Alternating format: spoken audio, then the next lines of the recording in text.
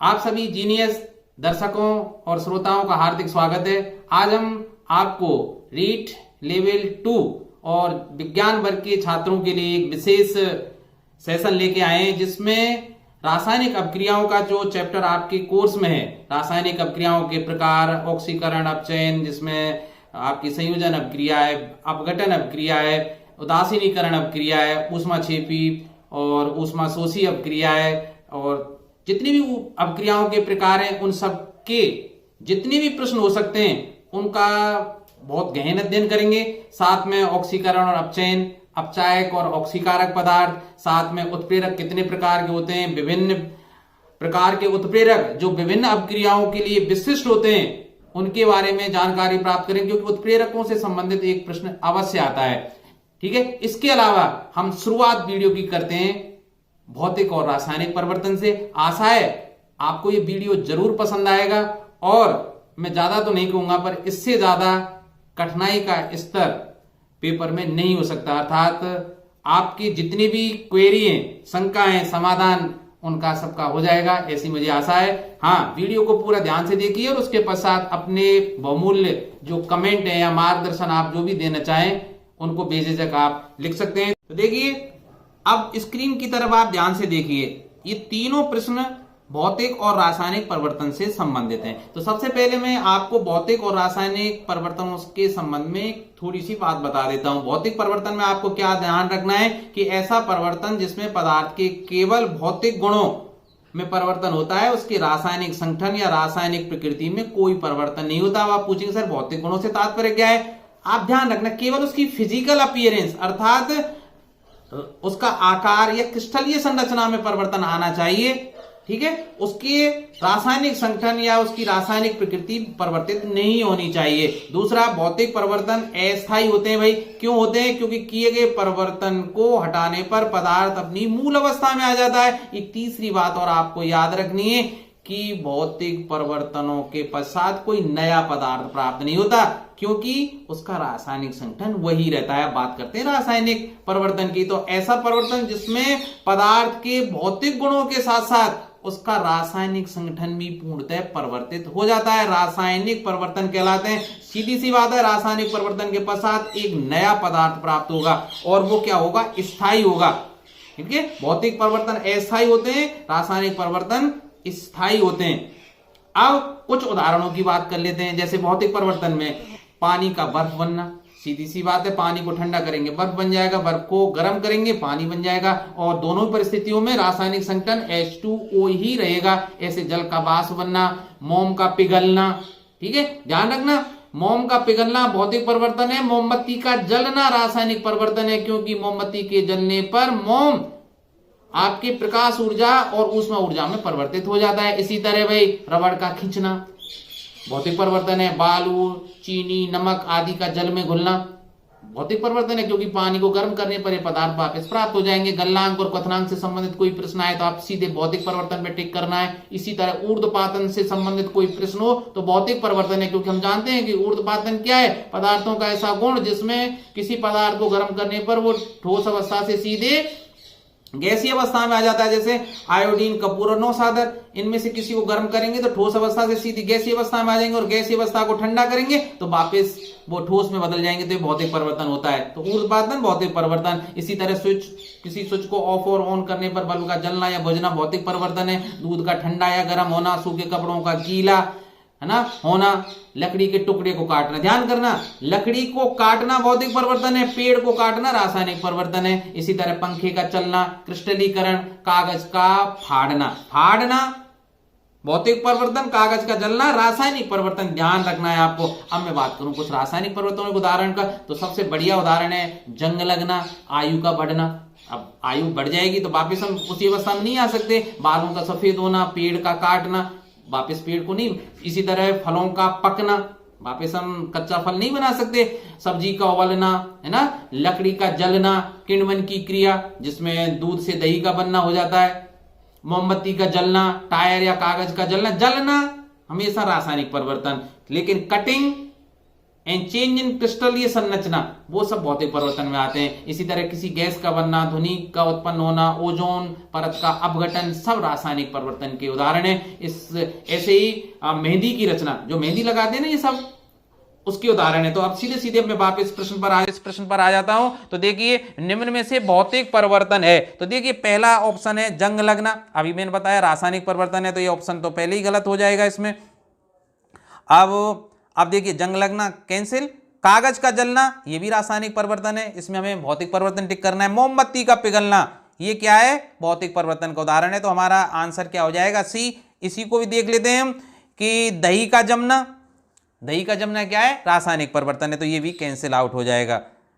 अब रासायनिक परिवर्तन है मोमबत्ती का जलना, लकड़ी का काटना, बर्फ का बनना, विद्युत बल्ब का जलना। तो देखिए अब इसमें से गलत को हटाइए। विद्युत बल्ब का जलना भौतिक परिवर्तन, बर्फ का बनना भौतिक परिवर्तन, लकड़ी का काटना भौतिक परिवर्तन, तो आंसर ए सही हो जाएगा, मोमबत्ती का जलना। अब तो देखिए तीसरे प्रश्न पर आते हैं। तीसरे प्रश्न में बहुत आसान सा प्रश्न हो जाएगा आपके लिए कि परिवर्तन का कारण हटा लेने पर पदार्थ पुनः अपने मूल रूप में आ जाता है। कब आता है, भौतिक परिवर्तन में। तो आप बिल्कुल सही आपने सोचा, तो आंसर आ जाएगा सी आपका। तो देखिए 14 प्रश्न है, NH3 + HCl और NH4Cl बना रहे हैं, तो ये किस प्रकार की अपक्रिया का उदाहरण है। तो देखिए यहां दो पदार्थ संयोग कर रहे हैं और इसमें एक उत्पाद प्राप्त हो रहा है। तो हम जानते हैं कि जब दो या दो से अधिक पदार्थ क्रिया करके एकल उत्पाद का निर्माण करते हैं तो ऐसी अपक्रिया योगशील अपक्रिया कहलाती है। तो ऑप्शन हो जाएगा सी।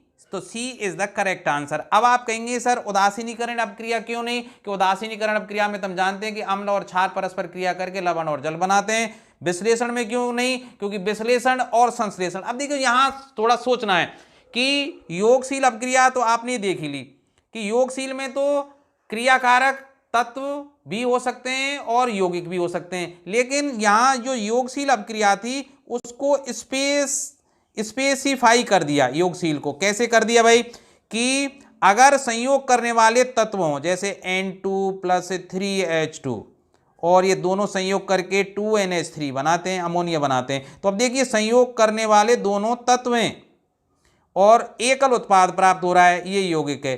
तो जब दोनों अभिकारक तत्व हों तब इस योगशील अपक्रिया को संश्लेषण अपक्रिया कहा गया भाई, इसको स्पेसिफाई कर दिया कि संश्लेषण। ठीक है भाई।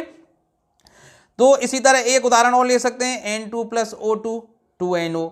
इसमें भी देखिए संयोग करने वाले दोनों तत्व हैं और NO बन रहा है। इसी तरह Mg + O2, ठीक है, और 2MgO, तो इसमें भी आप देखिए दोनों संयोग करने वाले तत्व हैं, तो ये योगशील तो हैं, लेकिन इसका स्पेसिफाई कर दिया कि यदि अविकारक तत्व हों तो वो अपक्रिया संश्लेषण अपक्रिया कहलाएगी। तो संश्लेषण भी नहीं है क्योंकि क्रियाकारक दोनों यौगिक हैं। ठीक है, तो संश्लेषण नहीं हो सकता। विश्लेषण संश्लेषण का रिवर्स होता है, अर्थात कोई यौगिक जब अपने मूल तत्वों में विभक्त हो जाता है तो उसको विश्लेषण अपक्रिया कहते हैं, तो ये विश्लेषण भी नहीं हो सकता। तो हमारा सही कौन सा है, योगशील अपक्रिया।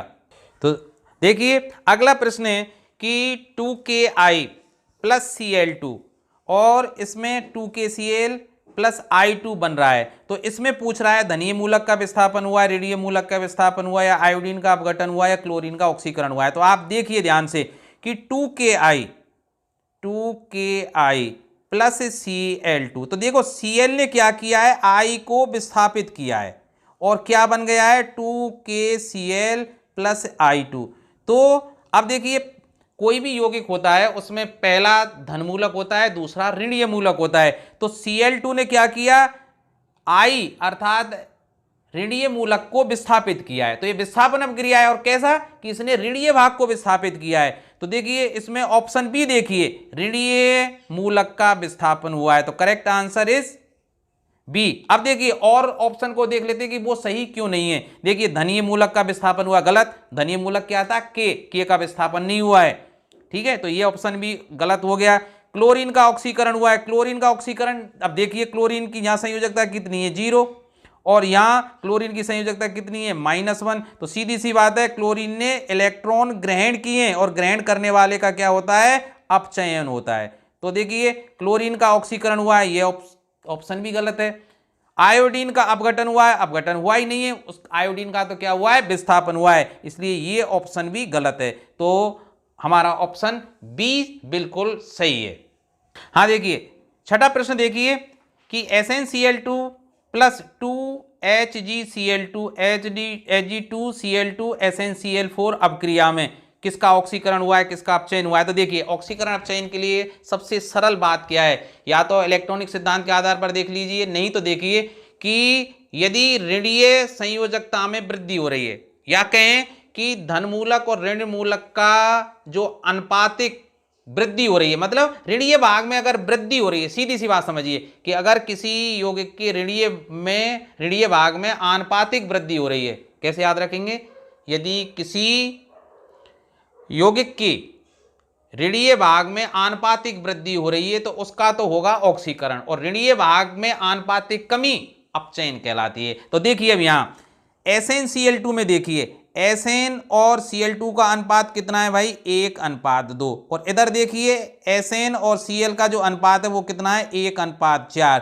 तो देखिए आनुपातिक वृद्धि हो रही है ना, क्योंकि यहाँ ऋणीय भाग 2 अनुपात में और यहाँ ऋणीय भाग 4 अनुपात में है। तो यहाँ SnCl2 का SnCl4 में SnCl4 बन रहा है ना, में क्या हो रहा है, ऑक्सीकरण, इसको याद रखना भाई, ऑक्सीकरण हो रहा है। अब दूसरे की बात करें Hg और Cl2, तो देखिए Hg और Cl इन दोनों का अनुपात यहाँ कितना है, 1:2, और यहाँ देखिए Hg2Cl2, तो इधर देखिए Hg और Cl का अनुपात कितना है, 2:2 अर्थात 1:1, अर्थात ऋणीय भाग में आनुपातिक कमी हुई है, इसलिए Hg2Cl2 में क्या हो रहा है, अपचयन। ठीक है, तो अब SnCl2 का क्या हो रहा है, ऑक्सीकरण, यहां नीचे दिया हुआ है। ठीक है, तो SnCl2 का अपचयन हुआ है, ये बात कैसी हुई, गलत। अब देखो HgCl2 ने अपचयन किया है, HgCl2 ने अपचयन किया है, आप बताइए HgCl2 का तो स्वयं अपचयन हुआ है, दूसरे ने तो HgCl2 ने क्या किया है, ऑक्सीकरण किया है। ध्यान से पढ़ना, HgCl2 का नहीं हो रहा है, HgCl2 का तो अपचयन हो रहा है, पर प्रश्न में क्या दिया गया है उत्तर में कि HgCl2 ने अपचयन किया है, ये गलत है भाई। HgCl2 ने तो क्या किया है, दूसरे को ऑक्सीकृत किया है, इसलिए ये ऑप्शन गलत है भाई। SnCl2 का ऑक्सीकरण हुआ है, SnCl2 का ऑक्सीकरण, ऑप्शन सी सही है। इसको भी देख लेते हैं, HgCl2 में ऑक्सीकरण हुआ है, HgCl2 का तो क्या हुआ है, अपचयन, तो ये भी ऑप्शन गलत, तो ऑप्शन सी सही है। तो देखिए अगला प्रश्न है, संश्लेषण अपक्रिया का निम्न में उदाहरण है। अब मैंने थोड़ी देर पहले ही बताया था, संश्लेषण अपक्रिया में दोनों क्रिया कारक या अवकारक कहें वो तत्व होने चाहिए और एकल उत्पाद का निर्माण होना चाहिए। तो ऑप्शन फर्स्ट में देखिए Mg+O2 MgO बना रहे हैं, मैग्नीशियम ऑक्साइड बन रहा है, तो दोनों क्रिया कारक या अवकारक तत्व हैं भाई, ये भी तत्व है और ये भी तत्व है, तो ये ही ऑप्शन सही हो गया। अब देख लीजिए और प्रश्न सही कहीं क्यों नहीं है कि यहाँ NH3 का N2 और 3H2 में अपघटन हो रहा है, परंतु एकल उत्पाद का किस में हो रहा है, मूल अवयवी तत्वों में अपघटन हो रहा है, इसलिए इसको क्या बोलेंगे, विश्लेषण अपक्रिया, इसको क्या बोलेंगे, विश्लेषण अपक्रिया।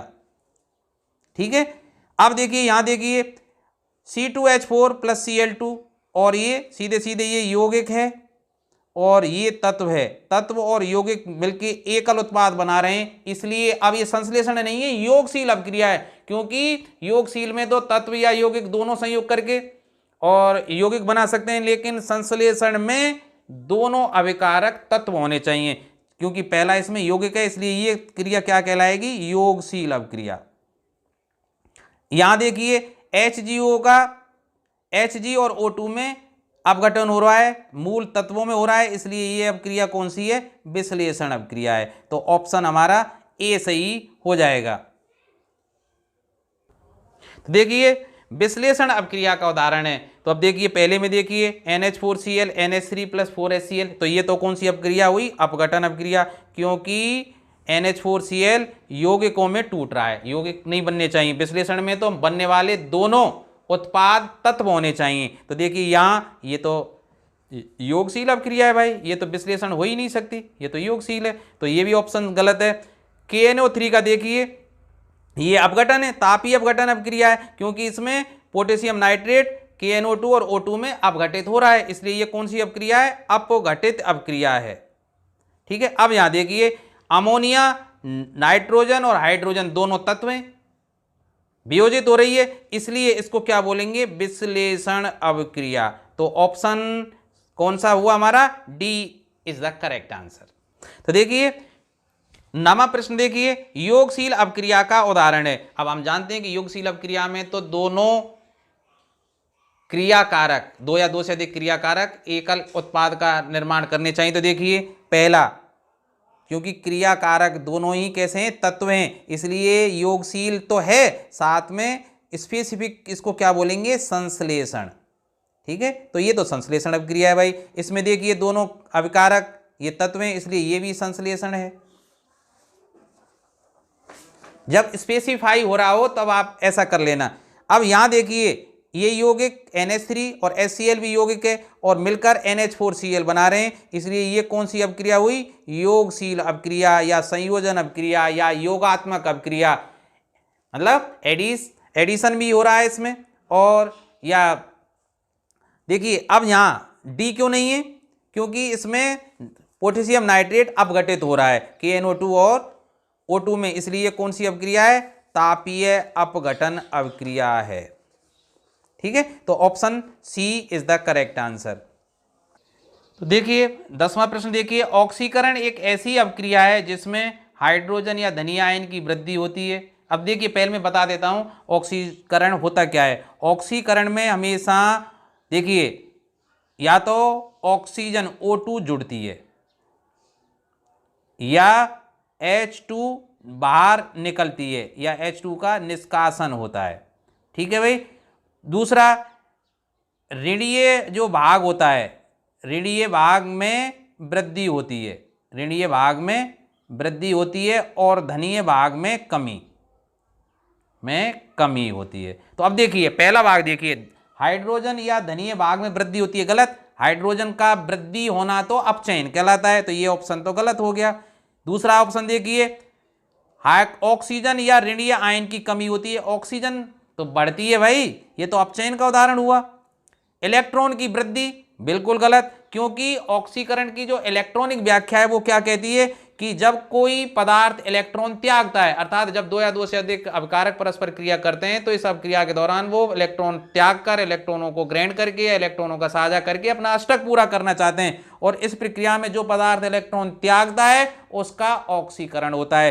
तो त्यागने वाले का ऑक्सीकरण होता है, और त्यागेगा, जैसे ए कोई है, इसने एक इलेक्ट्रॉन त्यागा, तो इसकी जो धनीय संयोजकता है या ऑक्सीकरण अंक है वो 1 बढ़ जाएगा, तो इसमें हमेशा इलेक्ट्रॉन की कमी होती है, ध्यान रखना भाई।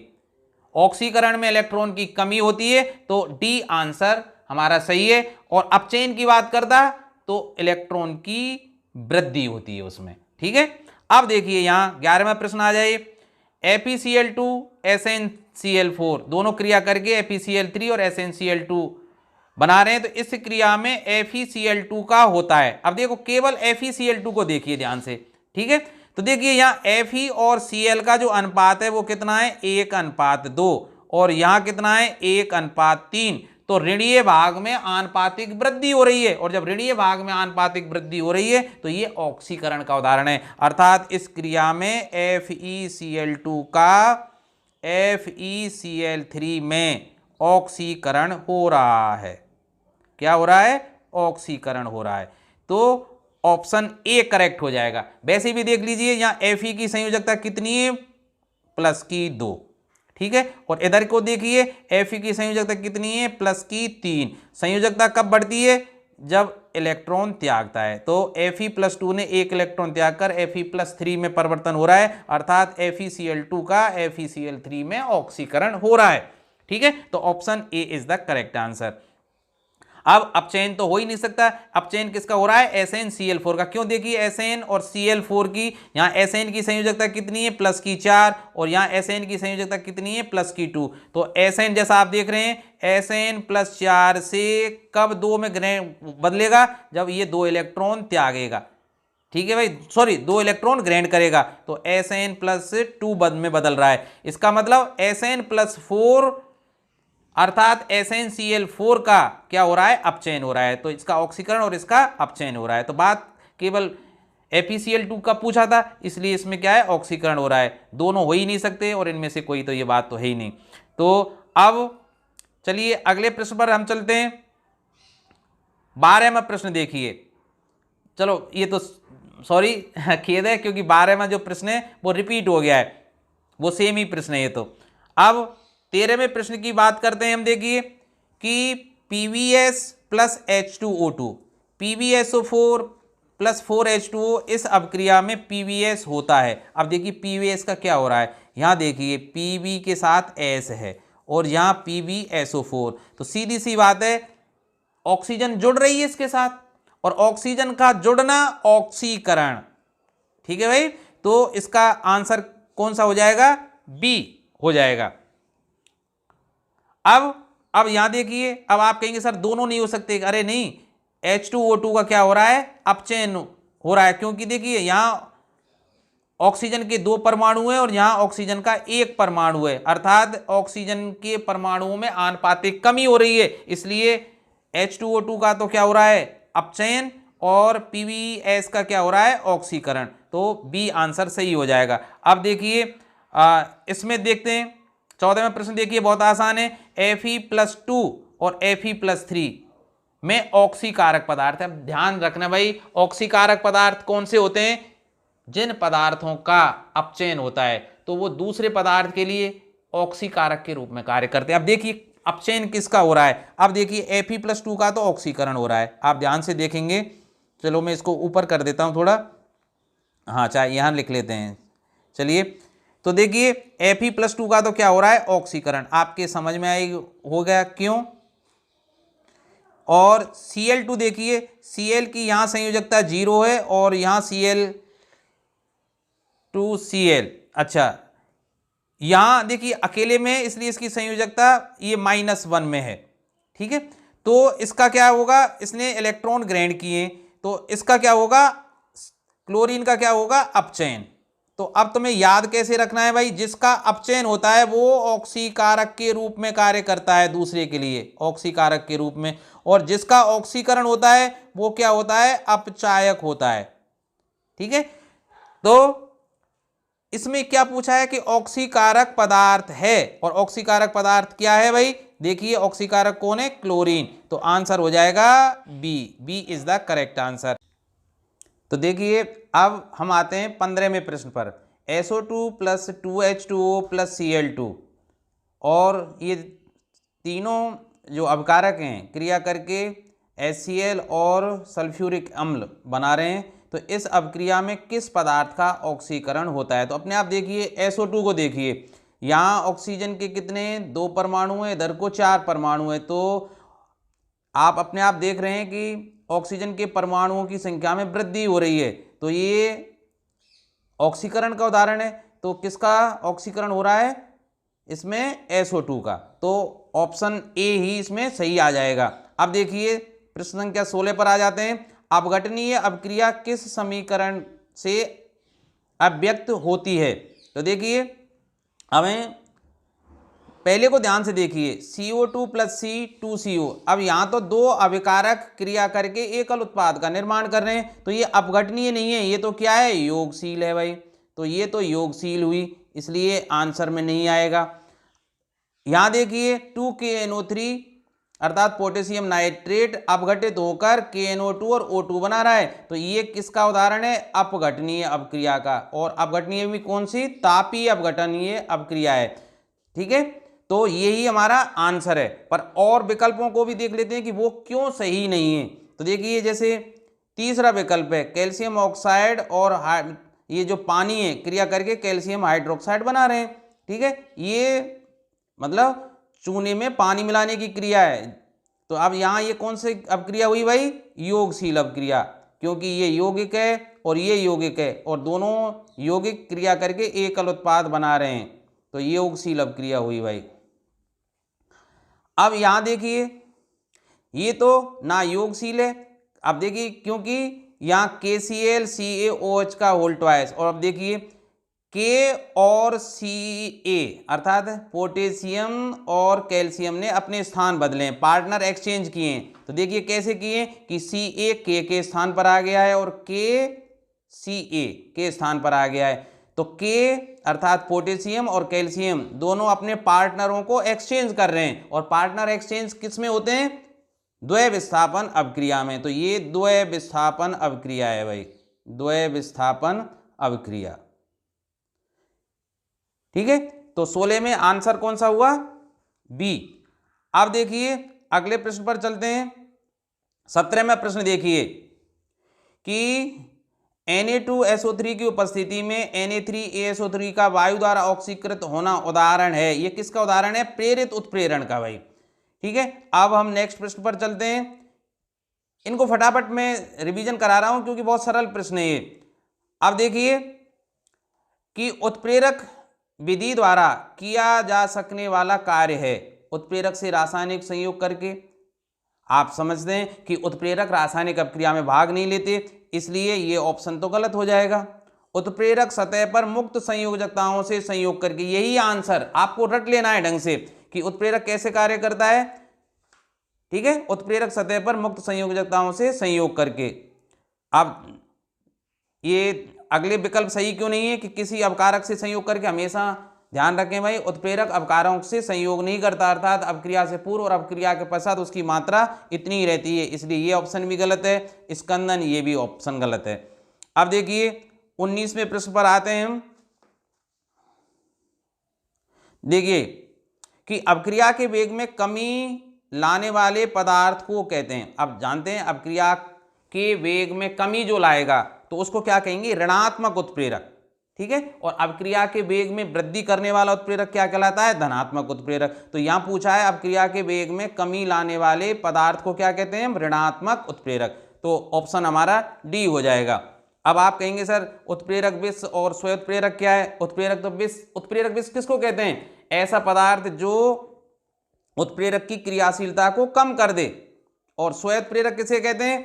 कि अपक्रिया में बना उत्पाद ही जब अपक्रिया के लिए उत्प्रेरक का कार्य करने लग जाता है, अर्थात बाहर से कोई उत्प्रेरक मिलाने की आवश्यकता नहीं होती है। तो ये ऑप्शन तो गलत है, हमारे आंसर डी रहेगा।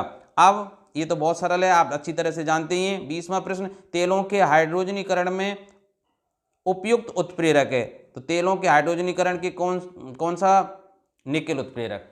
हमेशा ध्यान रखें, वनस्पति तेलों में निकेल उत्प्रेरक की उपस्थिति में जब हाइड्रोजन गैस प्रवाहित की जाती है तो वनस्पति घी बनता है, अर्थात कृत्रिम घी बनाया जाता है। अब नेक्स्ट प्रश्न पर चलते हैं। इनको भी आप ढंग से याद कर लें भाई कि एंजाइम होते क्या हैं। तो इनको ढंग से याद कर लें भाई। एंजाइम जो हमारी जैव रासायनिक अपक्रियाएं हमारे शरीर के अंदर होती हैं उनमें उत्प्रेरक का कार्य करते हैं। ये वास्तव में क्या होते हैं? नाइट्रोजन युक्त जटिल यौगिक होते हैं। ठीक है भाई। अब अगला प्रश्न देखिए कि एक उत्प्रेरक रासायनिक अपक्रिया की दर को निम्न में से किसके द्वारा बढ़ाता है? उत्प्रेरक कैसे अपक्रिया की दर को बढ़ाता है? हमेशा सक्रियण ऊर्जा को कम करके। ठीक है भाई, तो इसमें ऑप्शन बी हो जाएगा आपका सही। अब देखिए अगला प्रश्न चलते हैं कि आधुनिक सिद्धांत के आधार पर किसी उत्प्रेरक की उत्प्रेरण क्षमता किस पर निर्भर करती है? किसी उत्प्रेरक की उत्प्रेरण क्षमता किस पर निर्भर करती है? उसकी सतह पर उपस्थित मुक्त संयोजकता पर। ठीक है, ढंग से इसको हृदयांगम कर लेना भाई। अब देखिए अगला प्रश्न है, एथिल एल्कोहल बनाने में उत्प्रेरक प्रयुक्त होता है। मतलब एथिल एल्कोहल जब हम बनाते हैं तो इसमें कौन सा उत्प्रेरक प्रयुक्त किया जाता है? इसके लिए एंजाइम का प्रयोग किया जाता है भाई। तो इसमें ऑप्शन डी आएगा। अब आप कहेंगे सर लोह चूर्ण क्यों नहीं? हम जानते हैं लोह चूर्ण का प्रयोग कब करते हैं? अमोनिया बनाने की हैबर विधि में, है ना। और निकिल चूर्ण को अभी मैंने बताया था तेलों के हाइड्रोजनीकरण में, अर्थात वनस्पति तेलों से वनस्पति घी बनाने में। तो देखिए एल्युमिना का प्रयोग किया जाता है एल्कोहल से जब हम ईथर बनाते हैं तब। अब मैं आपके लिए पूरा बता ही देता हूं कि किन किन विशेष रासायनिक अभिक्रियाओं में कौन कौन से विशेष उत्प्रेरकों का प्रयोग किया जाता है। तो इसके लिए मेरे पास एक स्क्रीनशॉट है, ठीक है। और आप अगर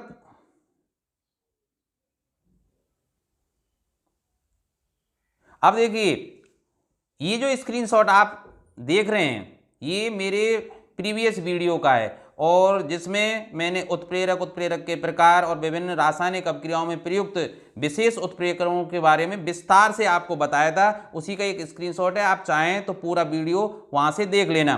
तो देखिए आप याद रखना कि क्लोरीन गैस बनाने में जो उत्प्रेरक का प्रयोग किया जाता है वो है क्यूप्रिक क्लोराइड CuCl2, और ये क्लोरीन बनाने की डीकन विधि कहलाती है भाई। इसी तरह एल्कोहल से ईथर बनाने में गर्म एल्युमिना, और एल्युमिना क्या होता है, एल्युमिनियम ऑक्साइड होता है, इसको याद रख लेना जैसा अभी बात कर रहे थे एल्युमिना। अब ये पॉइंट 3 और 4 बहुत महत्वपूर्ण है क्योंकि ये सल्फ्यूरिक अम्ल बनाने की विधि से संबंधित हैं। तो देखिए पहली जो विधि है शीर्ष कक्ष विधि, इसमें तो नाइट्रोजन के ऑक्साइड और पर्टिकुलरली NO अर्थात नाइट्रिक ऑक्साइड का प्रयोग किया जाता है। इसी तरह सल्फ्यूरिक अम्ल बनाने की जो संपर्क विधि है, इसको बहुत पूछते हैं भाई, सल्फ्यूरिक अम्ल बनाने की संपर्क विधि, इसमें या तो हम प्लेटिनम चूर्ण का प्रयोग करते हैं या B2O5 अर्थात वेनेडियम पेंटा ऑक्साइड का प्रयोग करते हैं। तो ध्यान रखना भाई, शीर्ष कक्ष विधि में NO उत्प्रेरक, जबकि संपर्क विधि में प्लेटिनम चूर्ण या V2O5 वेनेडियम पेंटाऑक्साइड। तो इनमें से बहुत ज़्यादा रिपीटेशन होता है। इसी तरह अमोनिया गैस बनाने की हैबर विधि, इसमें लोह चूर्ण का प्रयोग करते हैं, और आप जानते हैं कि लोह चूर्ण की क्रियाशीलता को बढ़ाने के लिए इसमें एक उत्प्रेरक वर्धक पदार्थ भी मिलाया जाता है जिसको हम क्या बोलते हैं, MO। तो MO जहां उत्प्रेरक नहीं होता है वो क्या होता है, उत्प्रेरक वर्धक। इसी तरह वनस्पति तेल से कृत्रिम घी बनाने में जैसा अभी बात कर रहे थे निकिल उत्प्रेरक का प्रयोग किया जाता है।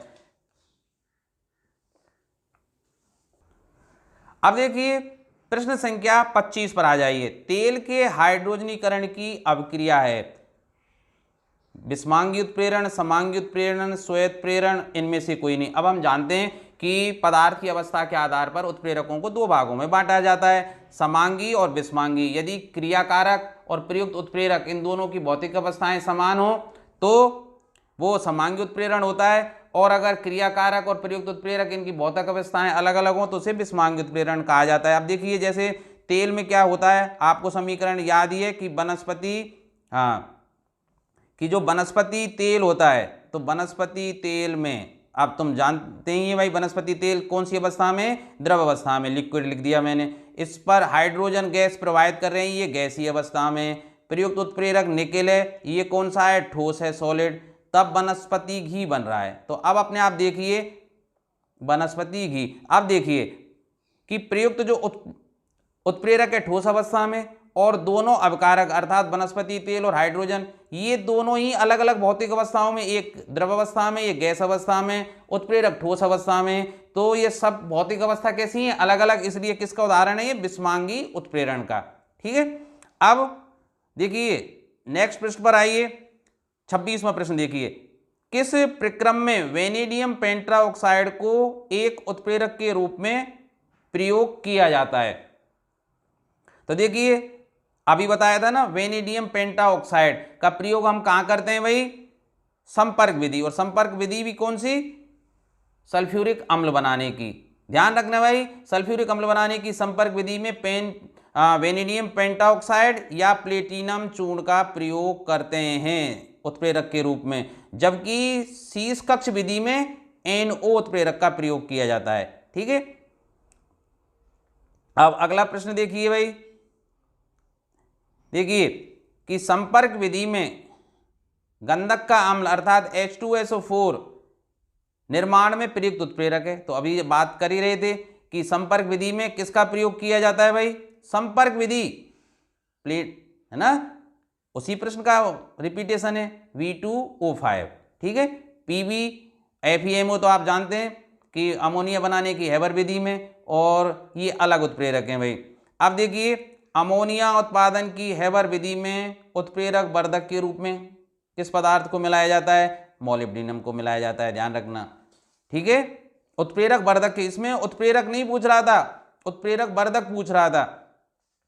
अब देखिए प्रश्न संख्या 29, शीर्ष कक्ष प्रक्रम में उत्प्रेरक के रूप में प्रयुक्त होता है। शीर्ष कक्ष विधि किसकी है? सल्फ्यूरिक अम्ल बनाने की विधि है भाई, और इसमें किसका प्रयोग किया जाता है? नाइट्रोजन के ऑक्साइड अर्थात NO उत्प्रेरक का प्रयोग किया जाता है, ठीक है। अब प्रश्न संख्या 30 भी साथ में देख लेते हैं कि उत्प्रेरक की खोज किसने की थी। याद रख लेना भाई, इसकी खोज की थी बर्जीलियस ने, तो इसमें ऑप्शन ए आ जाएगा भाई। हाँ, तो नेक्स्ट प्रश्न देखिए कि विच of the following gases can be used for storage of fresh sample of an oil for a long time. हमारे पास ऑयल का फ्रेश सैंपल है, इसको बहुत लंबे समय तक हमें तरोताजा रखना है, बिल्कुल एकदम ताजगी भरा रखना है, अर्थात फर्मेंटेशन की क्रिया से बचाना है। तो किसका प्रयोग करेंगे? तो देखिए ऑप्शन पर निगाह डालिए, कार्बन डाइऑक्साइड और O2 बिल्कुल गलत है, क्योंकि O2 से तो ये फर्मेंटेशन की या इनके ऑक्सीकरण की दर और बढ़ती है, तो ये ऑप्शन तो ऑटोमेटिक गलत हो जाता है। N2 + O2 है ना, N2 और O2, तो देखिए N2 तो सही है, अक्रिय गैस है, लेकिन O2 के कारण ये ऑप्शन भी गलत हो गया। अब देखिए सी ऑप्शन पर आते हैं, कार्बन डाइऑक्साइड और N2 सही है, लेकिन कार्बन डाइऑक्साइड के कारण, ठीक है। अब डी ऑप्शन पर देखिए हीलियम और नाइट्रोजन, हीलियम और नाइट्रोजन दोनों ही अक्रिय गैस हैं, अतः किसी ऑयल के प्रतिदर्श का मतलब सैंपल हमारे पास है, उसको ताजा बनाए रखने के लिए हम हीलियम या नाइट्रोजन गैस का प्रयोग कर सकते हैं।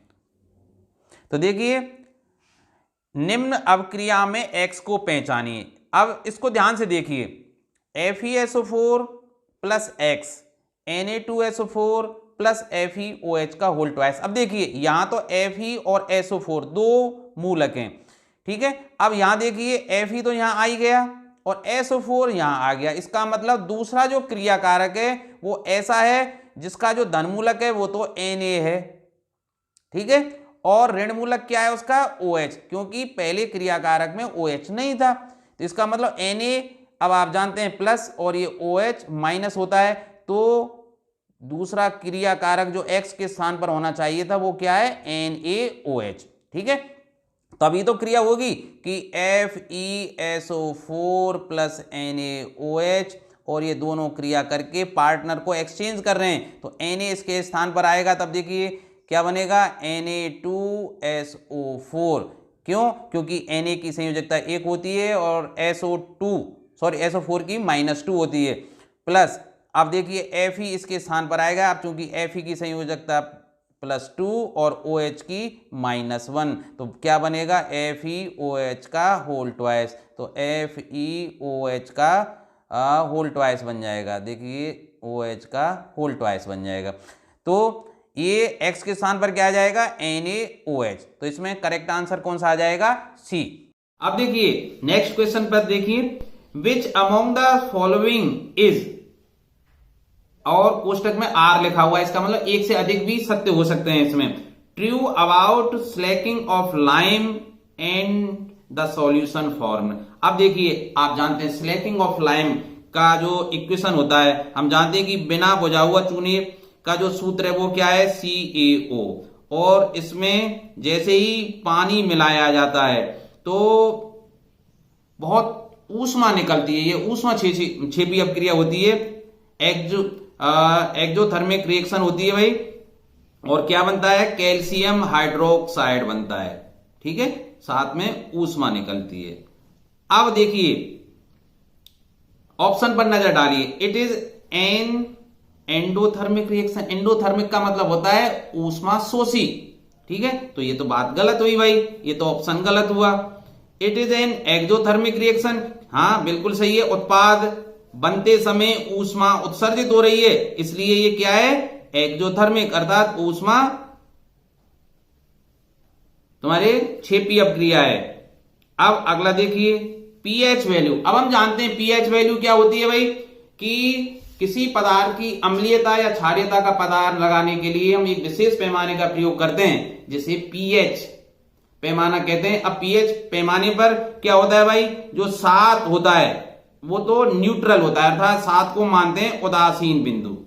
ठीक है, अर्थात ऐसा सॉल्यूशन जो ना तो क्षारीय है ना अम्लीय है तो उसकी पीएच तो मानी जाएगी 7। अगर 7 से कम आती है अर्थात 7 से 0 की तरफ अगर हम बढ़ते हैं तो पदार्थ कैसा होगा, अम्लीय। तो ध्यान रखना भाई, अम्लीय पदार्थों की पीएच किसके बीच में होगी, 0 और 7 के बीच में। इसी तरह जो हाईएस्ट पैमाना होता है इसका होता है 14 एब्सोल्यूट क्षार के लिए, अर्थात 7 से 14 की तरफ अगर हम जाएंगे अर्थात 7 से ज्यादा और 14 से कम जिनकी पीएच वैल्यू है वो सॉल्यूशन क्या माने जाते हैं, क्षारीय। अब क्षारीय और अम्लीय की पता लगाने के लिए आप जानते हैं कि अम्लीय पदार्थ होते हैं वो सब जलयोजित होकर H+ आयन देते हैं और क्षारों के लिए क्या ध्यान रखते हैं, OH- आयन देते हैं, पता है ना। अब देखिए कैल्शियम हाइड्रोक्साइड जो उत्पाद बन रहा है उसमें देखिए OH आयन है और OH आयन क्या होगा भाई, क्षारीय होगा और क्षारीय होगा तो इसकी पीएच वैल्यू 7 से ज्यादा होगी।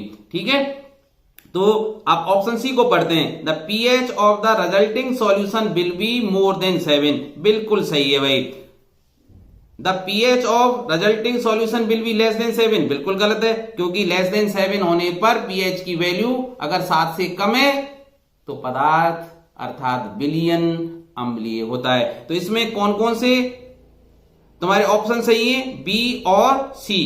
तो बी और सी बिल्कुल सही ऑप्शन है भाई। अब नेक्स्ट प्रश्न पर चलते हैं भाई, प्रश्न संख्या अगली। तो देखिए अविकारक PbS plus 4H2O2 hydrogen peroxide ये मिलकर बना रहे हैं लेड सल्फेट और जल। अब इसमें क्या पूछ रहा है कि लिए ऑक्सीकारक और अपचायक पदार्थ हैं। अब ध्यान रखना भाई, ऑक्सीकारक कौन से पदार्थ होते हैं, जिनका अभिक्रिया में अपचयन होता है। ठीक है, और अपचायक कौन से होते हैं, जिसका अभिक्रिया में ऑक्सीकरण होता है। अब देखिए PbS की तरफ ध्यान दीजिए और यहां क्या बन रहा है, PbSO4। इसका मतलब इसका क्या हो रहा है, ऑक्सीकरण, क्योंकि देखिए ऑक्सीजन इसके साथ जुड़ रही है तो इस PbS का क्या हो रहा है, ऑक्सीकरण। ठीक है भाई। अब H2O2 देखिए और यहां H2 अर्थात यहां ऑक्सीजन के 2 परमाणु हैं, यहां ऑक्सीजन का 1 परमाणु, अर्थात ऑक्सीजन के परमाणुओं की संख्या में कमी आ रही है और ऑक्सीजन में कमी आना अपचयन, आप जानते ही भाई। अब याद आपको आ ही गया होगा भाई कि जिस पदार्थ का ऑक्सीकरण होता है वो किसके रूप में कार्य करता है क्रिया में, अपचायक के रूप में, और जिसका अपचयन होता है वो किसके रूप में कार्य करता है, ऑक्सीकारक के रूप में। आपको पता ही है कि भाई इसका अगर अपचयन नहीं होता तो इसका ऑक्सीकरण भी नहीं होता। ठीक है, तो ये इसका अपचयन हुआ इसलिए इसका ऑक्सीकरण हुआ, अतः जिसका अपचयन हो रहा है अपक्रिया में वो ऑक्सीकारक है। तो सीधी सी बात है, इस अपक्रिया में ऑक्सीकारक कौन है, H2O2, और और अपचायक कौन है, PbS।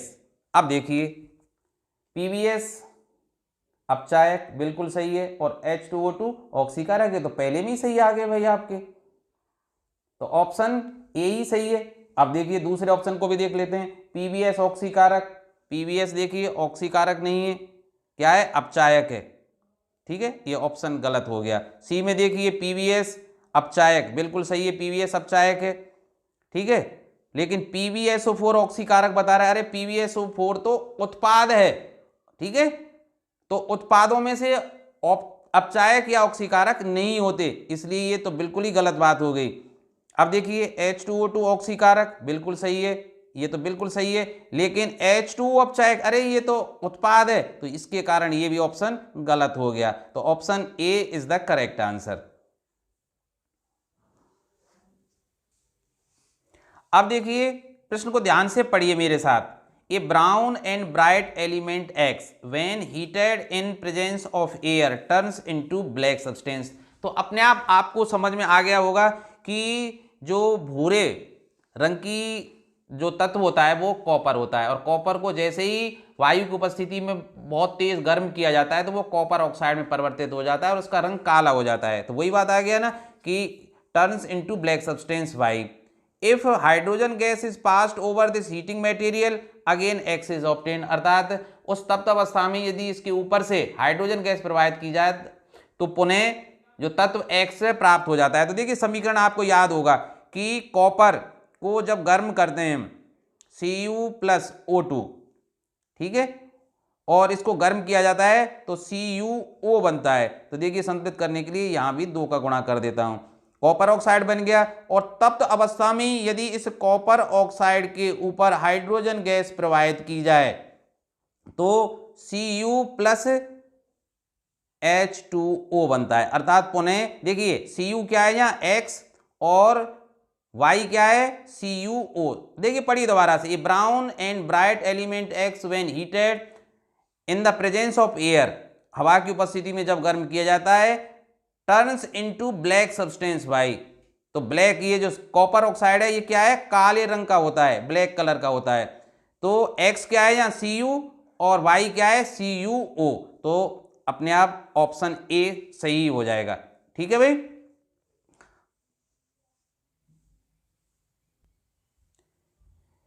नेक्स्ट प्रश्न पर आते हैं कि अवक्रिया लोहे और जल वाष्प की हो रही है। भाई ये लोहा है और ये जल वाष्प है, क्योंकि देखिए अब मैंने जल वाष्प क्यों बोला, क्योंकि H2O जो सामान्यतः द्रव अवस्था में होता है, लेकिन इसके आगे क्या लिखा हुआ है G अर्थात गैस, और पानी की गैसीय अवस्था क्या होती है जल वाष्प। ये दोनों मिलके Fe3O4 और हाइड्रोजन गैस बना रहे हैं। तो देखिए के लिए निम्न कथनों में कौन कौन से कथन सत्य हैं, अर्थात एक से ज्यादा भी इसमें सत्य हो सकते हैं। तो देखिए लोह धातु का ऑक्सीकरण हो रहा है अपचयन, तो सबसे पहले हम देखेंगे किसका ऑक्सीकरण किसका अपचयन हो रहा है। तो देखिए Fe यहाँ अकेला है और यहाँ Fe के साथ ऑक्सीजन जुड़ रही है, ऑक्सीजन का जुड़ना ऑक्सीकरण। तो इस क्रिया में किसका ऑक्सीकरण हो रहा है, मैं यहाँ लिख देता हूं Fe का Fe3O4 में ऑक्सीकरण हो रहा है। ठीक है, तो ऑक्सीकरण किसका हो रहा है Fe का। अब जिसका ऑक्सीकरण होता है वो किसके रूप में कार्य करता है, अपचायक के रूप में। ठीक है, तो ये अपचायक के रूप में भी कार्य करेगा कौन Fe, तो Fe अपचायक भी है भाई। अब देखिए H2O और इसमें से केवल H2 बच रही, इसका मतलब ऑक्सीजन का निकलना अपचयन कहलाता है। यदि किसी यौगिक से, ठीक है, या किसी पदार्थ से ऑक्सीजन का निष्कासन हो रहा हो तो वो अपचयन कहलाता है, अर्थात उस पदार्थ का अपचयन हो रहा है। और जिस पदार्थ का अपचयन होता है, ठीक है, वो किसके रूप में कार्य करता है, ऑक्सीकारक के रूप में। तो इसका मतलब इस अवक्रिया में, इस रेडॉक्स अवक्रिया में Fe अपचायक है और 4H2O अर्थात H2O क्या है ऑक्सीकारक है। अब देखिए, अब पढ़िए ऑप्शन को, लोह धातु का ऑक्सीकरण हो रहा है, बिल्कुल सही है। Fe का ऑक्सीकरण हो रहा है, बिल्कुल सही। पानी का अपचयन हो रहा है, बिल्कुल सही, पानी का भी अपचयन हो रहा है। पानी अपचायक के रूप में कार्य कर रहा है, बिल्कुल गलत है, क्योंकि पानी का अपचयन हो रहा है इसलिए वो ऑक्सीकारक के रूप में कार्य कर रहा है, तो ये ऑप्शन गलत। ठीक है, तो थर्ड गलत है। पानी ऑक्सीकारक के रूप में कार्य कर रहा है, पानी ऑक्सीकारक के रूप में कार्य कर रहा है, तो देखिए पानी ऑक्सीकारक है ना, इसलिए फोर्थ ऑप्शन भी सही है। तो इसमें कौन कौन से सही है, पहला सही है, दूसरा सही है और चौथा सही है। गलत कौन सा है, तीसरा गलत है। नेक्स्ट प्रश्न देखिए, H2S प्लस Cl2 दो HCl और सल्फर के लिए कौन सा कथन सत्य है, वही ऑक्सीकरण अपचयन ये हो रहा है। तब देखिए H2S को ध्यान से देखिए, H2S से बन रहा है S, अर्थात H2S में से हाइड्रोजन गैस निकल रही है और हाइड्रोजन गैस का निकलना ऑक्सीकरण कहलाता है। यदि किसी पदार्थ से हाइड्रोजन गैस का निष्कासन हो तो वो किसका परचायक है भाई? ऑक्सीकरण का। तो H2S का तो हो रहा है ऑक्सीकरण, ठीक है। अब देखिए Cl2 को, देखिए Cl2 के साथ H आ रहा है और हाइड्रोजन का जुड़ना क्या कहलाता है? अपचयन। किसी पदार्थ से अगर हाइड्रोजन जुड़ जाए तो उस पदार्थ का अपचयन हो जाता है। अब देखिए ऑप्शन को पढ़िए, H2S का ऑक्सीकरण और Cl2 का अपचयन हो रहा है, बिल्कुल सही है भाई, ये तो बिल्कुल सही है।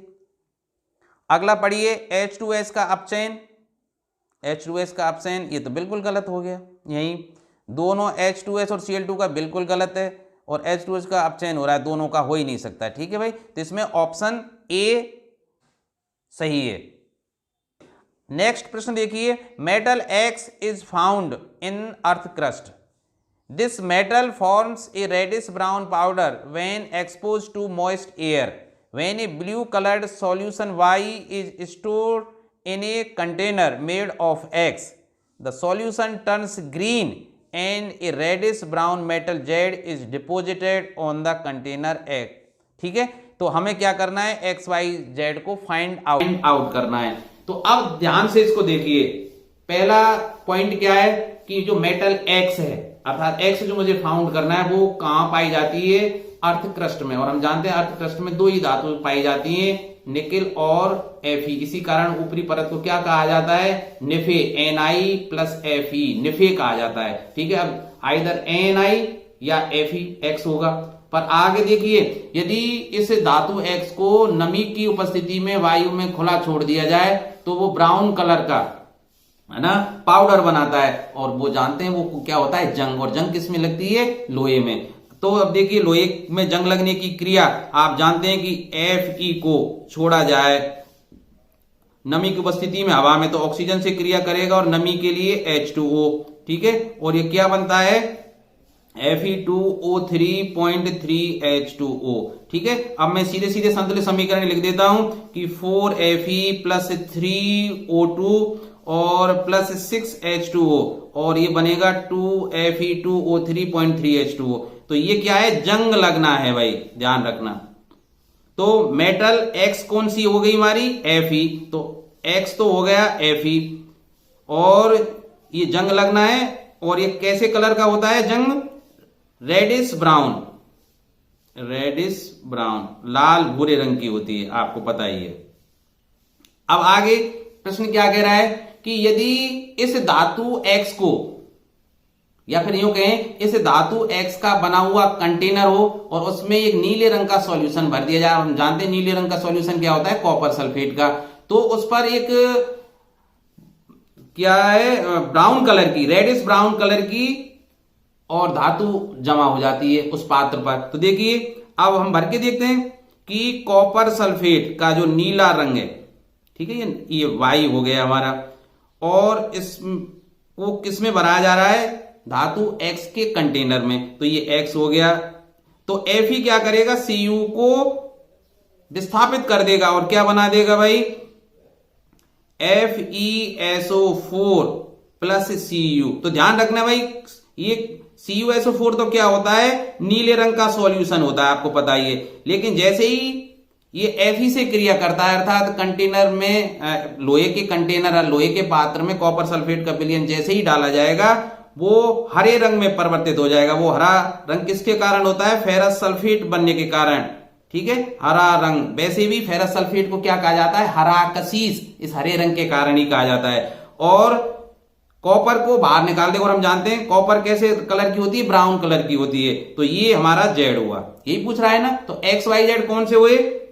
कि एक्स तो हो जाएगा लोह धातु, और वाई को क्या हो जाएगा? कॉपर सल्फेट का विलयन, और जेड क्या है? Cu। तो आंसर कौन सा हो जाएगा हमारा? सी हो जाएगा इसमें। ठीक है भाई, एक्स क्या है? Fe, वाई CuSO4 और ये Cu।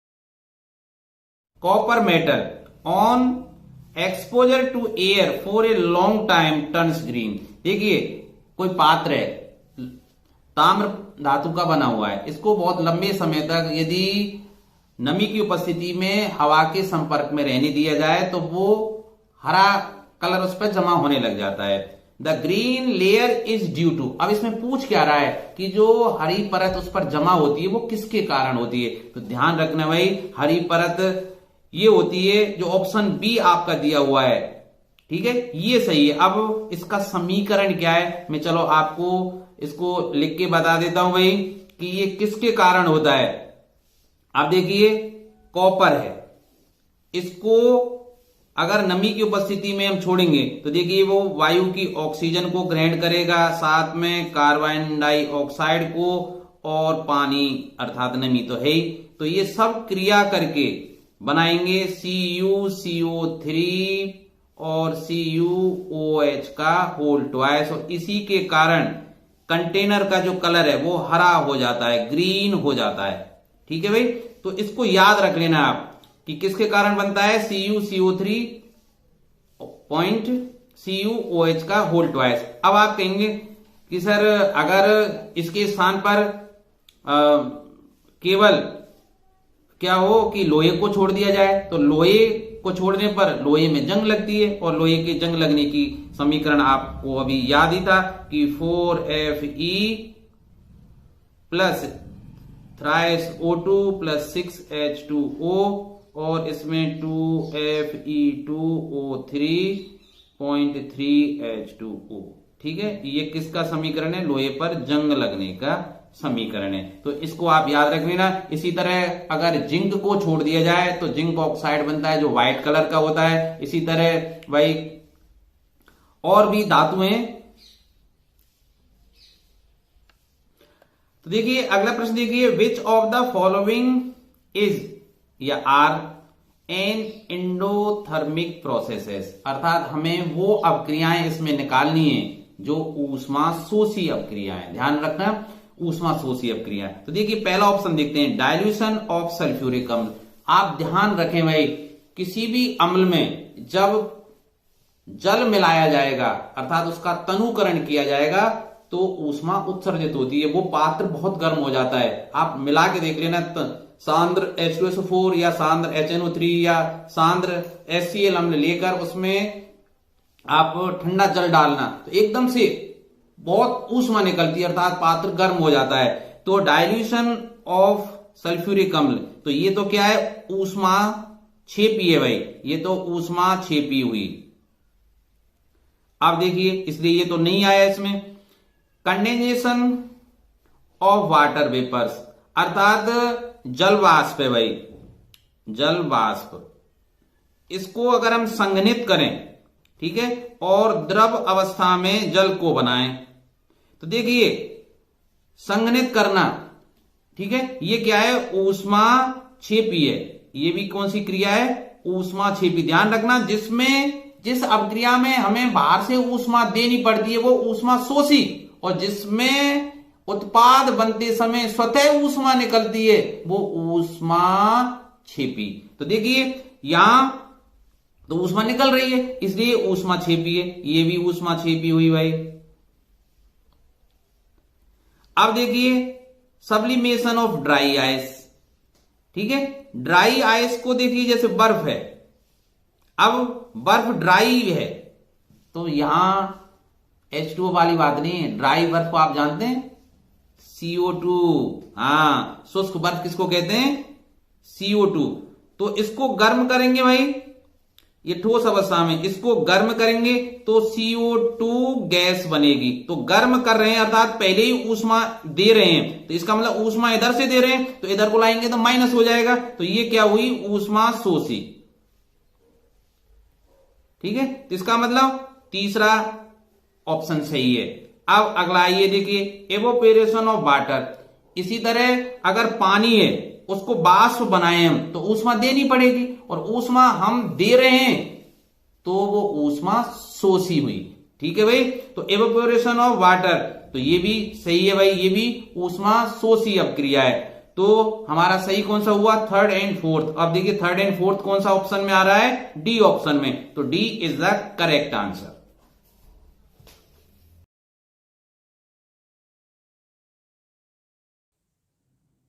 अब देखिए बेरियम क्लोराइड और अमोनियम सल्फेट क्रिया करके बेरियम सल्फेट व अमोनियम क्लोराइड बनाते हैं। निम्न में से कौन क्रिया के प्रकार को सही से व्यक्त करते हैं? तो देखिए पहले इसका समीकरण लिख के देखते हैं।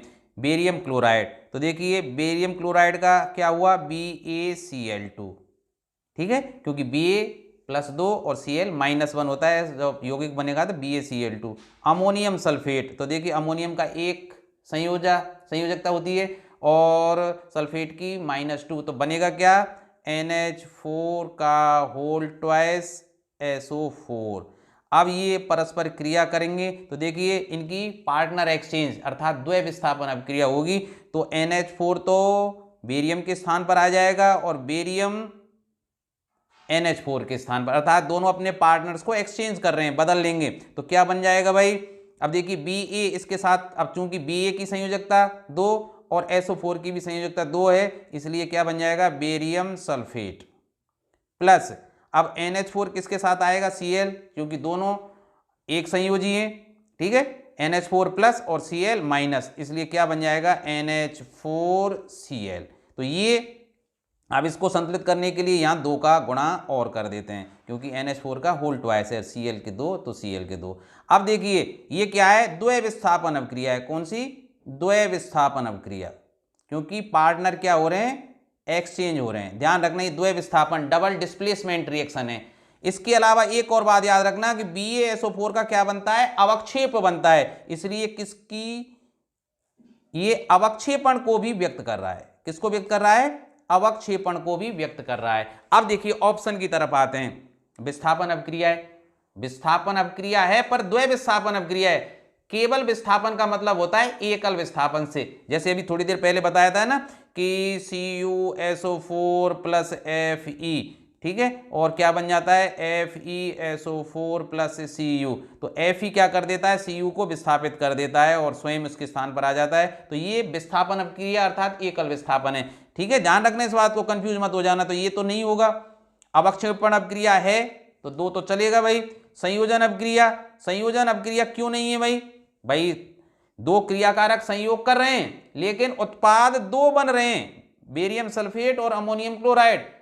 संयोजन अभिक्रिया में क्रियाफल के रूप में अर्थात उत्पाद के रूप में एक ही पदार्थ बनना चाहिए, एकल उत्पाद प्राप्त होना चाहिए। यहां 2 है इसलिए संयोजन अभिक्रिया भी नहीं हो सकती। द्वय विस्थापन अभिक्रिया ये भी सही है। तो कौन कौन से सही है, सेकंड एंड फोर्थ, और सेकंड एंड फोर्थ किस ऑप्शन में है, डी ऑप्शन में, तो D is the correct answer. हाँ, तो देखिए निम्न में कौन सी ऊष्माक्षेपी अभिक्रिया है।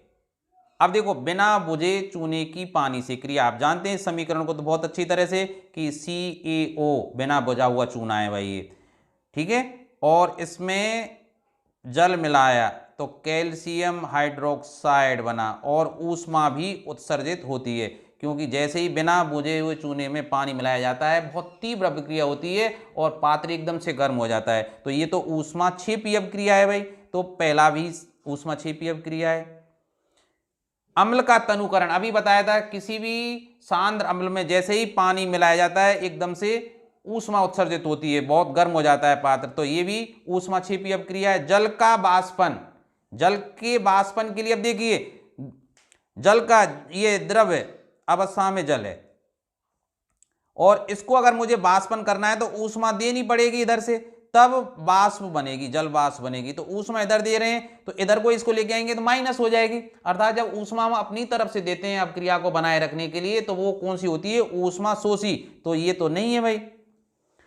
कपूर का ऊर्ध्वपातन, अब ऊर्ध्वपातन आप जानते हैं कि ऐसे ठोस पदार्थ जिन्हें गर्म करें वो ठोस से सीधे कहाँ आ जाते हैं, द्रव वाष्प अवस्था में आ जाते हैं। तो ऊर्ध्वपातन के लिए क्या देनी पड़ेगी हमें, ऊष्मा देनी पड़ेगी, इसलिए ऊष्मा शोषी अभिक्रिया, तो ये भी नहीं हुआ। तो हमारा कौन सा सही है, ऑप्शन फर्स्ट एंड सेकंड। तो फर्स्ट एंड सेकंड किस में सही है, ऑप्शन ए में सही है, तो A is the correct answer.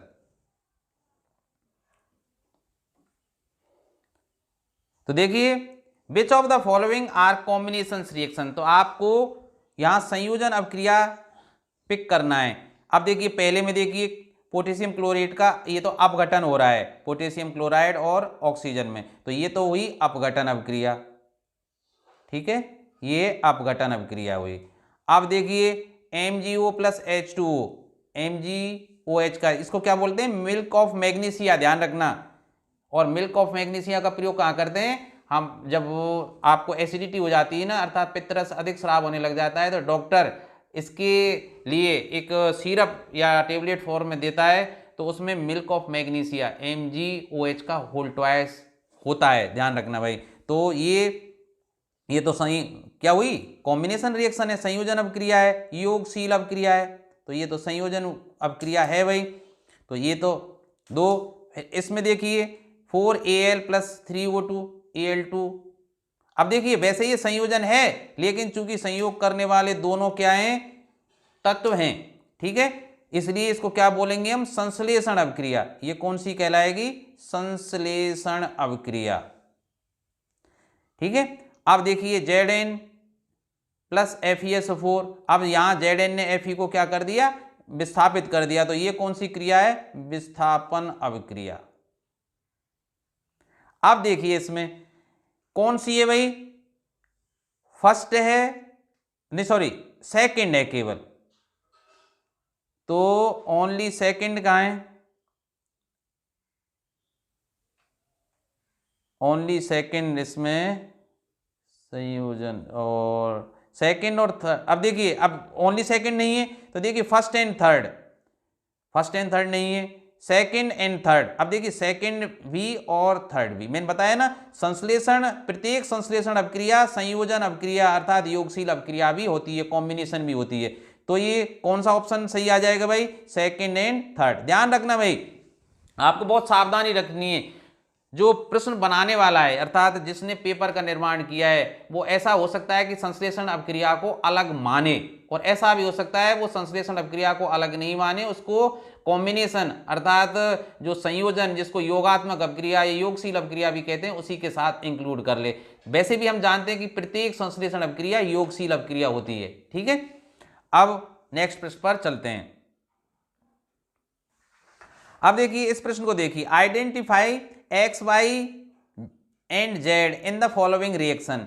CaCO3 का अपघटन हो रहा है CaO और CO2। अब हम जानते हैं कि जो X, Y और Z लिखे हुए हैं, ये सब क्या होती हैं, पदार्थ की अवस्थाएं होती हैं। वैसे भी हम जानते हैं कि ये क्या होना चाहिए, X सॉलिड और Y क्या है, रिएक्शन जो हो रही है उसकी कंडीशन है, किस परिस्थितियों में कौन से उत्प्रेरक का प्रयोग कर रहे हैं, कितना दाब है उसमें, ठीक है, और कितना टेम्परेचर हम रख रहे हैं। तो Y क्या है, रिएक्शन कंडीशन है, ठीक है।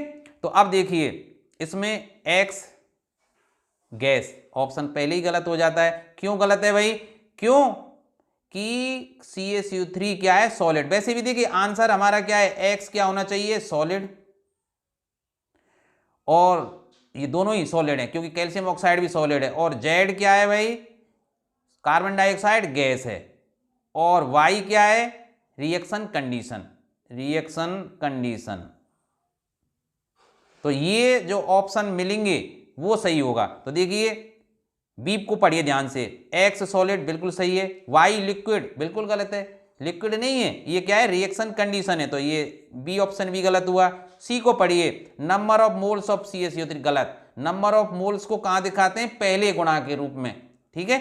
यहां तो क्या लिखा जाता है, फिजिकल स्टेट लिखी जाती है, अर्थात उसकी अवस्था कैसी है, ठोस है, द्रव है या गैस है, सॉलिड है, लिक्विड है या गैस के रूप में है। तो ये ऑप्शन सी भी गलत हो जाता है। तो सीधी सी बात है डी ऑप्शन सही होगा। पढ़ के तो देख लेते हैं, physical state of CaCO3 and CaO। तो X कैल्शियम कार्बोनेट और कैल्शियम ऑक्साइड दोनों के आगे लिखा हुआ है, अर्थात दोनों की क्या है, भौतिक अवस्था है, तो सही बात है, दोनों की भौतिक अवस्था क्या है, सॉलिड। फिर Y क्या लिखा हुआ है, रिएक्शन कंडीशन, ये भी सही है, और Z क्या है, फिजिकल स्टेट ऑफ CO2। ये मैं यहाँ गलती से जो प्रश्न लिखा है उस समय O2 लिख गया है भाई, फिजिकल स्टेट ऑफ CO2 अर्थात इसकी अवस्था, ये कौन सी अवस्था है, गैस, ठीक है। तो D is the correct answer. तो देखिए next question, in the reaction XPbNO3 का होल ट्वाइस और YPbO(ZNO2 + O2), हम जानते हैं इस क्रिया में हो क्या रहा है, लेड नाइट्रेट का ये तापीय अपघटन हो रहा है। और लेड नाइट्रेट का जब तापीय अपघटन होता है तो हमें पता है कि लेड ऑक्साइड बनता है और नाइट्रोजन के ऑक्साइड बनते हैं जो लाल भूरे रंग की वाष्प निकलती है। NO2 क्या है, लाल भूरे रंग की वाष्प है भाई, और ऑक्सीजन बनता है। तो इस समीकरण को क्या पूछ रहा है, इसको संतुलित करने के लिए XYZ इसने लिख दिए हैं, तो उनको पूछ रहा है भाई। अब देखिए इस समीकरण को लिखें कि बन क्या रहा है कि PbNO3 का होल ट्वाइस, ठीक है, और बाद में लिख लेंगे XYZ, तो PbO + NO2 + O2। अब देखिए इसमें संतुलित किन किन को करना है, पीवी को देखना है भाई, ठीक है, यहां लिख देता हूं, पीवी को देखना है लेफ्ट हैंड साइड में और राइट हैंड साइड में दोनों तरफ। फिर क्या है, एन को देखना है आपको, और किसको देखना है, ऑक्सीजन को देखना है, ठीक है। अब देखिए लेफ्ट हैंड साइड और ये right hand side. Left hand side में पीवी कितना है, 1, इसमें भी 1 और 1 लिख दिया मैंने। एन को देखिए यहां 2 हैं और इधर को कितना है, 1 है। तो संतुलित करने के लिए मुझे क्या करना पड़ेगा, इधर 2 का गुणा करना पड़ेगा। अब क्योंकि एन को बराबर मुझे करना है। अब देखिए ऑक्सीजन के इधर को कितने, 6 लेफ्ट हैंड साइड में, और राइट हैंड साइड में देखिए 1 और ये 4, 5 और ये 2, देखिए 2 और 4 6 और 1 7 हो रहे हैं इधर, ठीक है भाई, क्योंकि 4 और 2 6 और 1 7 हो रहे हैं। तो इसका मतलब 1 ज्यादा है। 1 ज्यादा करने के लिए सबसे सरल तरीका आपको क्या दिख रहा होगा, मैं यहां किसका गुणा कर दूं, हाफ का। तो हाफ का करते ही ये कितने हो जाएंगे, 6 हो जाएंगे भाई। लेकिन हाफ का हम करते नहीं है क्योंकि इसको हम किस में रखते हैं, पूर्णांक में रखते हैं। तो मैं क्या करूं, पूरे में 2 का गुणा कर देता हूं, ठीक है। तो अब देखिए 2 का गुणा करने पर समीकरण क्या हो जाएगा, ट्वाइस ऑफ PbNO3 का होल ट्वाइस, और क्या बन जाएगा, 2 PbO प्लस 2 का गुणा करेंगे तो देखिए 4 NO2 और 2 का गुणा हाफ से करेंगे तो O2। तो अपने आप देखिए x के स्थान पर कितना है, 2, तो x बराबर तो 2 आ जाएगा, और y के स्थान पर 2 और z के स्थान पर 4। तो इसका आंसर क्या होगा, 2 2 4, और 2 2 4 कहां है भाई, 2 2 4 बी ऑप्शन में। तो B is the correct answer. तो आशा है आपको समझ में आ गया होगा। तो देखिए निम्न में कौन सा संतुलित समीकरण नहीं है, मतलब रासायनिक समीकरण संतुलित नहीं है। अब एक बात मैं आपको बता दूं कि रासायनिक समीकरण संतुलित क्यों करते हैं, क्योंकि इसमें द्रव्यमान संरक्षित रहता है, अर्थात क्रिया करने से पूर्व जितना द्रव्यमान है क्रिया फल बनते समय भी या बनने के बाद भी उतना ही रहना चाहिए। तो देखिए पहले में देखिए Na के 2 हैं, इधर की भी Na के 2 हैं, कार्बन के कितने हैं, 2, तो यहाँ कार्बन का 1 और 1 2, कार्बन भी पूरा है। ऑक्सीजन के देखिए 3 दूनी 6, तो यहाँ देखिए ऑक्सीजन के 3 4 और 2 6, इसका मतलब ये समीकरण तो संतुलित है। अब दूसरे में देखिए कार्बन के कितने हैं, 8, इधर को कार्बन के 8, तो कार्बन तो संतुलित हुआ भाई। हाइड्रोजन के कितने हैं, यहाँ 10 दूनी 20, और इधर को हाइड्रोजन के कितने हैं, 10 दूनी 20, ये भी सही हो गया। अब ऑक्सीजन के देखिए, ऑक्सीजन के कितने हैं, इधर को 24, और इधर को ऑक्सीजन के कितने हैं भाई, 8 दूनी 16, और ये 10, इधर 10 H ना, तो 16 और 10 26, इसका मतलब इधर को ऑक्सीजन के 24 और इधर को 26, तो ये संतुलित नहीं है। तो बी, ठीक है भाई, हमारा करेक्ट आंसर होना चाहिए, क्योंकि इसमें पूछ ही रहा है कौन सा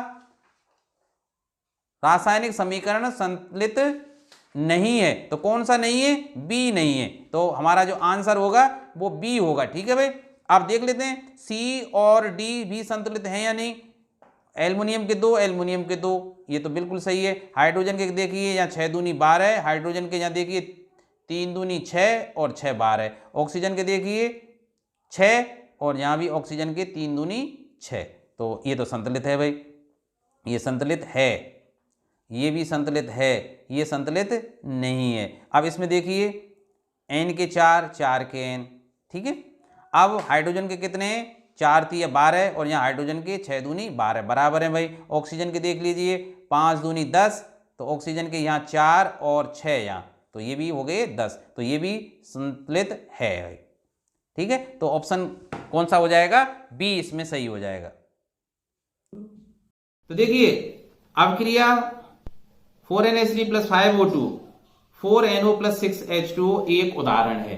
अब किस किस का उदाहरण इसमें देखिए, जो विकल्प दिए गए, विस्थापन अभिक्रिया, संयोजन अभिक्रिया, रेडॉक्स अभिक्रिया, उदासीन अभिक्रिया, इसका मतलब एक से ज्यादा है, क्योंकि ऑप्शन में सभी में एक से ज्यादा दिए रखे हैं। तो अब देखिए इन दिए गए ऑप्शनों में से ये अभिक्रिया कौन सी नहीं हो सकती। तो देखिए सबसे पहले पीछे से चलते हैं, उदासीनीकरण अभिक्रिया नहीं हो सकती। क्यों, हम जानते हैं कि उदासीनीकरण अभिक्रिया कौन सी अभिक्रिया होती है कि जब अम्ल और क्षार परस्पर क्रिया करते हैं तो लवण और जल बनाते हैं, क्योंकि अम्ल का H+ आयन और क्षार का OH- आयन क्रिया करके एक दूसरे को न्यूट्रलाइज कर देते हैं, उदासीन कर देते हैं और जल बनाते हैं, तो वो अभिक्रिया कहलाती है उदासीनीकरण अभिक्रिया। तो ये उदासीनीकरण अभिक्रिया तो है नहीं, ठीक है भाई।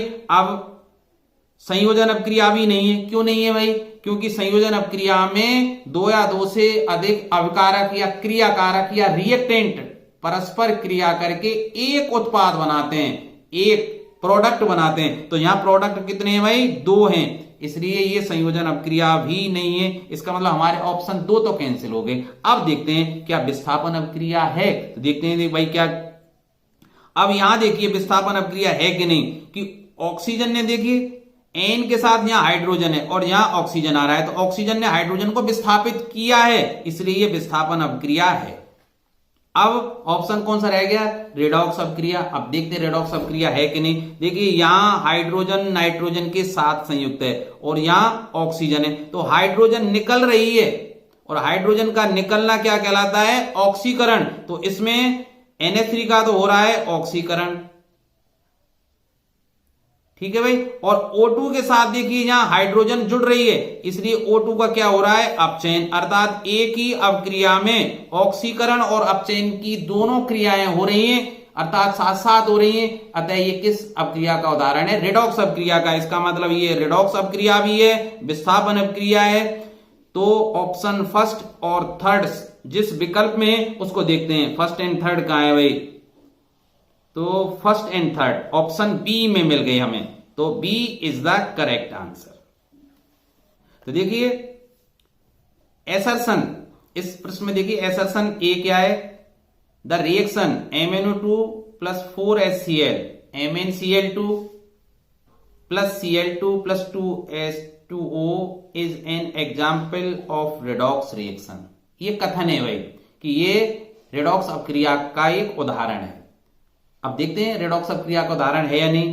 फिर रीजन दिया हुआ है, in the reaction HCl is reduced to Cl2 whereas MnO2 is oxidised to MnCl2। ये रीजन है इसमें, ठीक है भाई। अब देखते हैं ये रीजन दिया गया है कि HCl का Cl2 में अपचयन हो रहा है और MnO2 का MnCl2 में ऑक्सीकरण हो रहा है, ठीक है। ये सही है या गलत है वो तो देखने से पता लगेगा। अब देखिए MnO2 MnCl2 में बदल रहा है, इसका मतलब ऑक्सीजन निकल रही है, ठीक है। इसलिए ऑक्सीजन का निकलना क्या कहलाता है, अपचयन।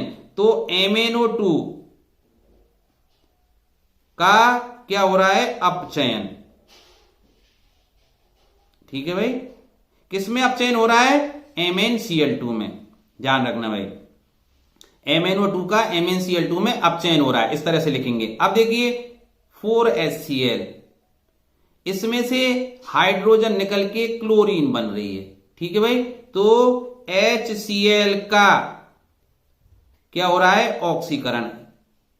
आपको याद ही है ऑक्सीकरण में या तो ऑक्सीजन का संयोग हो किसी पदार्थ के साथ, या उस पदार्थ के साथ ऑक्सीजन का संयोग नहीं हो रहा है तो हाइड्रोजन निकलनी चाहिए, या ऋणीय जो भाग है उसका, क्योंकि हम जानते हैं किसी यौगिक में धन मूलक और ऋण मूलक होते हैं, तो ऋणीय जो मूलक है उसकी वृद्धि होनी चाहिए, ठीक है। तब वो क्या कहलाती है, ऑक्सीकरण अभिक्रिया। इसमें देखिए HCl से हाइड्रोजन निष्कासित हो रही है, तो हाइड्रोजन का निष्कासन ऑक्सीडेशन कहलाता है। तो HCl का क्या हो रहा है, ऑक्सीकरण हो रहा है। अब देखिए, अब ये ऑक्सीकरण और अपचयन होने के कारण हमारा जो एसर्शन था ये तो सही है भाई, ये तो बिल्कुल सही है, क्योंकि ये क्या है, एग्जाम्पल ऑफ रेडॉक्स रिएक्शन है, कि अर्थात रेडॉक्स अपक्रिया का एक उदाहरण है। लेकिन जो रीजन दिया गया है इसमें देखिए HCl is reduce to Cl2, गलत बात है। HCl का तो Cl2 में ऑक्सीकरण हो रहा है, ये बात गलत है भाई। जबकि MnO2 is oxidise in MnCl2, बिल्कुल गलत है, क्योंकि MnO2 का तो MnCl2 में क्या हो रहा है, अपचयन हो रहा है। इसका मतलब R तो बिल्कुल ही गलत है टोटली।